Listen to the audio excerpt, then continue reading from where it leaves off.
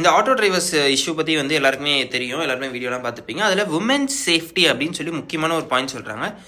Seriously அதாவது வந்து இந்த ரேப்பிடோ இந்த மாதிரி பைக்லலாம் போனாங்கன்னா வந்துட்டு உமன்ஸ்க்கு வந்து சேஃப்டி இருக்காதா அப்படின்னு சொல்லிட்டு, ஆனால் ஆட்டோவில் போனால் ரொம்ப சேஃபாக இருப்பாங்க அப்படின்றாங்க.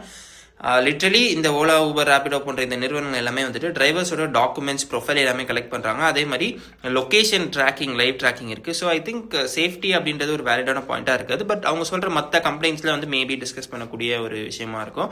ஸோ அதே மாதிரி இதில் வந்துட்டு எல்லாருமே ஆட்டோக்காரங்க மேலே வந்து ரொம்ப எவ்வளோ வேலை வாங்குறீங்க அப்படி அந்த கோவத்தை தாண்டி அவங்களுக்கு சைடும் ஏதோ ஒரு நியாயம் இருக்குது அப்படின்னு நினைக்கிறேன். பட் இந்த தடை செய்யறதெல்லாம் நான் ஒத்துக்க முடியாது. ஸோ நீங்கள் இதுக்கான சொல்யூஷனாக என்ன இருக்கும் அப்படின்னு நினைக்கிறீங்க அப்படின்னு சொல்லி கமெண்ட்டில் சொல்லுங்கள்.